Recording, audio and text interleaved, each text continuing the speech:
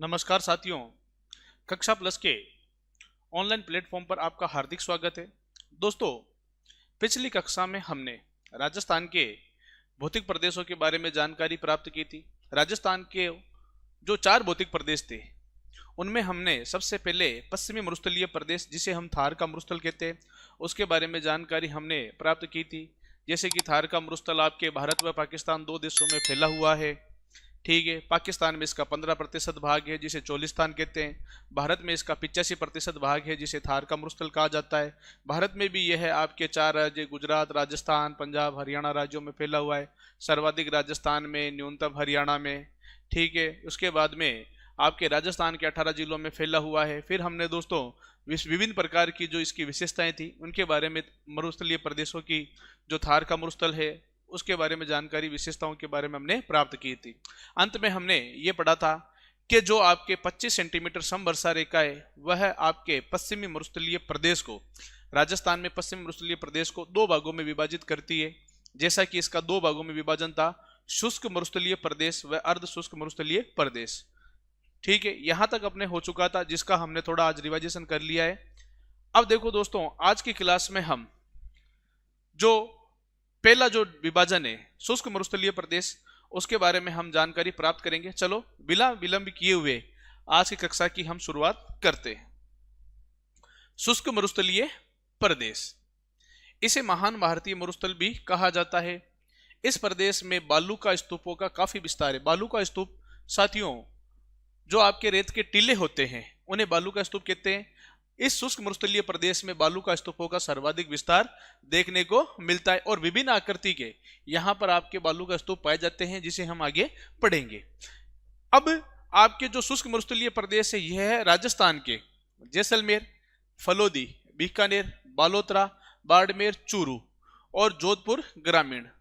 इसमें एक अनूपगढ़ जिला भी ऐड कर लेना, क्योंकि अनूपगढ़ आपके गंगानगर से विभाजित होकर बना है। पहले आपके शुष्क मरुस्थलीय प्रदेश में गंगानगर जिले का दक्षिणी भाग आता था, अब आपके अनूपगढ़ जिला इसके अंतर्गत आएगा। इसको ऐड कर लेना एक बार। ठीक है, यहां पर आपके सभी प्रकार के बालू का स्तूप पाए जाते हैं, सभी आकृतियों के। इस क्षेत्र में जो औसत वर्षा होती है वो आपके 0 से 25 सेंटीमीटर होती है।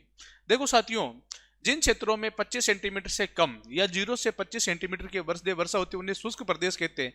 शुष्क का मतलब होता है सूखा। सूखे का मतलब आप समझ गए कि जहां पर आपके पीने के पानी की भी क्या रहती है, कमी रहती है, उसके कहते हैं सूखा प्रदेश। यानी कि जहां पर पशुओं के चरने के लिए कम मात्रा में घास क्या होती है, उगती है, तो वो आपकी इस वर्षा की कमी के कारण उगती है।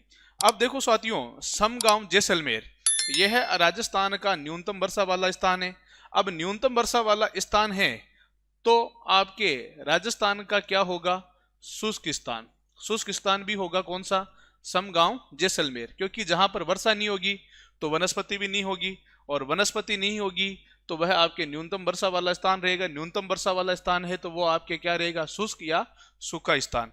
यह आपके पूर्णतः वनस्पति रहित क्षेत्र माना जाता है। यहाँ पर रेत के बड़े बड़े टीलों होने के कारण डेजर्ट सफारी के लिए यह आपके प्रसिद्ध है। डेजर्ट सफारी यानी कि ऊंट पर बैठकर जो मरुस्थलीय क्षेत्रों का भ्रमण किया जाता है उसको डेजर्ट सफारी कहते हैं, जिसके लिए हमारे समगांव जैसलमेर प्रसिद्ध है। क्योंकि यहां पर आपके शीत ऋतु में या फिर दिसंबर के महीने में मरु महोत्सव का भी आपके आयोजन किया जाता है। ठीक है दोस्तों, इसका स्क्रीनशॉट ले लो, फिर हम आगे चलते हैं। आपने इसका स्क्रीनशॉट ले लिया होगा। नेक्स्ट स्लाइड पे हम चलते हैं। इस शुष्क मरुस्थलीय प्रदेश में चांदन गांव है, जहां पर आपके चांदन नलकूप स्थित है।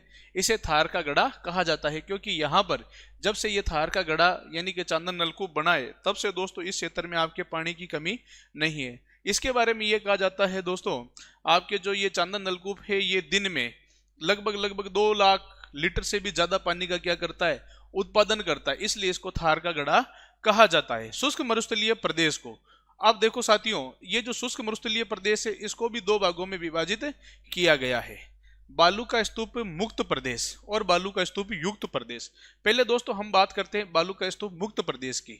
बालू का स्तूप मुक्त प्रदेश की यदि हम बात करें कि बालू का स्तूप मुक्त प्रदेश, मुक्त का मतलब होता है कि यहां पर आपके बालू का स्तूप यानी कि रेत के टीले नहीं है। ठीक है, जिन क्षेत्रों में बालू का स्तूप नहीं होते हैं या रेत के टीले नहीं होते, उन्हें बालू का स्तूप मुक्त प्रदेश कहा जाता है। अब वहां पर बालू का स्तूप या रेत के टीले नहीं है तो वहां पर क्या होगा, तो वहां पर होगा अपने चट्टाने। क्या होगी, चट्टाने होगी, जिनकी हम आगे बात करेंगे। कौन सी चट्टाने पाई जाती है, यह मरुस्थलीय प्रदेश के 41.5% भूभाग पर फैला हुआ है। देखो यदि हम बात करें, यह है थोड़ा राजस्थान का बांका बावड़ा नक्शा है, इसको आप समझने की कोशिश करना। यह अपने पश्चिमी मरुस्थलीय प्रदेश है। यहां पर आपके 25 सेंटीमीटर वर्षा रेखा इसको दो भागों में विभाजित कर रही है। यह आपके शुष्क और अर्ध शुष्क।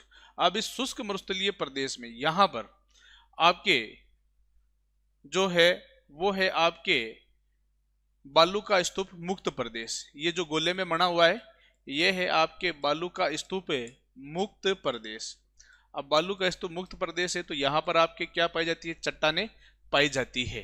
ठीक है, अब यदि हम बात करें तो यह आपके कितने प्रतिशत भूभाग पर, 41.5 या फिर 41.50% भूभाग पर यह आपके फैला हुआ है बालू का स्तूप मुक्त प्रदेश। ये इस गोले के अंतर्गत आता है। बाकी इन सभी में, इन क्षेत्रों में आपके रेत के टीले पाए जाते हैं, जिन्हें कहते हैं बालू का स्तूप युक्त प्रदेश। ये है आपके बालू का स्तूप मुक्त प्रदेश जो इस गोले के अंतर्गत हमने देखा है। अब बालू का स्तूप मुक्त प्रदेश आपके जैसलमेर, फलोदी, बालोतरा, बाड़मेर जिले के कुछ भागों में, संपूर्ण में नहीं है, कुछ भागों में यह आपके पाया जाता है। बालू का स्तूप मुक्त क्षेत्र फलोदी, पोखरण, बालोतरा के मध्य फैला हुआ है। यहां पर क्या पाई जाती है, तो यहां पर पाई जाती है अपने क्या, चट्टाने। अब वो कौन सी चट्टाने, नेक्स्ट स्लाइड पर हम उनकी बात करेंगे, जब तक आप इसका स्क्रीनशॉट ले लीजिए। चलिए दोस्तों, आपने इसका स्क्रीनशॉट ले लिया होगा। अब हम बात करते हैं नेक्स्ट। इस क्षेत्र में बालोतरा, सिवाना, बाड़मेर के मध्य गोलाकार या गोल आकृति की पहाड़ियां पाई जाती है, जिन्हें हम कहते हैं 56 की पहाड़ियां। 56 की पहाड़ियां आपके इन 3 जिलों के मध्य में, 3 क्षेत्रों में स्थित है। और ये जो 56 की पहाड़ियां, यह आपके ग्रेनाइट उत्पादन के लिए ये आपके काफी प्रसिद्ध पहाड़ियां मानी जाती है।